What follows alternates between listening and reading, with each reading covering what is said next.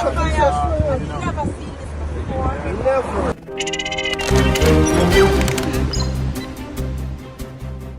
Within the last 16 hours, we have two major motor vehicle accidents along Winston Jones Highway, which involve 3 trucks.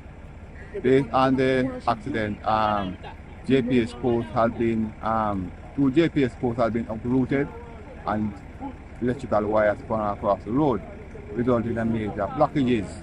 However, we are warning motorists, especially the trucks drivers, to engage low gears before you descend the Winston Jones Highway. By doing this, we can prevent some of these accidents from occurring along this stretch here.